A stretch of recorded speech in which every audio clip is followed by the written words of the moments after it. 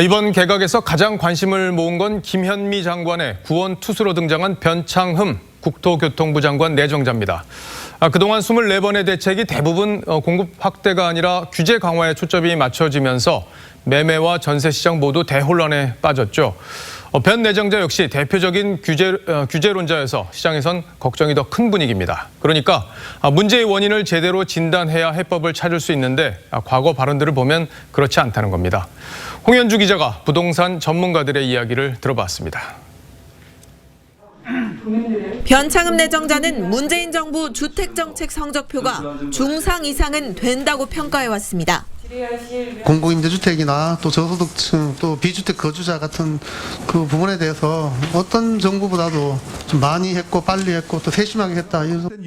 실제 공급이 부족하지 않는데도 막연한 심리적 불안감이 집값 상승의 원인이라고도 했습니다. 아마 심리적인 요소가 제일 큰 것 같습니다. 이 전체적으로 부족하다는 인식이 주택 가격을 상승시키는데 그런 원인이 되지 않았나 생각합니다. 지난 2018년 한 잡지에 기고한 글에서는 수십만 명 회원을 거느린 온라인 사이트나 각종 강좌, 동호회 등 부동산 가격을 띄우는 거대한 네트워크가 시장에 영향을 미치고 있다며 집값을 부추긴 원인으로 부동산 커뮤니티를 꼽았습니다. 부동산 전문가들은 김현미 장관보다는 부동산에 전문성이 있다면서도 장관이 바뀐다고 정부의 부동산 정책 기조에 변화가 있지는 않을 거라고 내다봤습니다. 다주택자 규제라든가 임대차 관련 법 같은 경우에는 국토부 장관 하나가 한 게 아니고 정권 차원에서 청와대가 직접 운영. 부동산 시장 안정도 당장은 어려울 것으로 전망했습니다.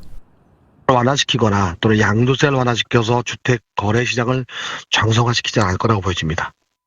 시무 7조를 썼던 진인 조은사는 최고급 호텔 레스토랑 셰프 자리에 동네 빵집 아주머니를 데려다 놓더니 이제는 쉼터 급식사를 데려다 놓는 꼴이라며 이제는 김현미를 유임하라는 상소문을 써야 할 판이라고 했습니다.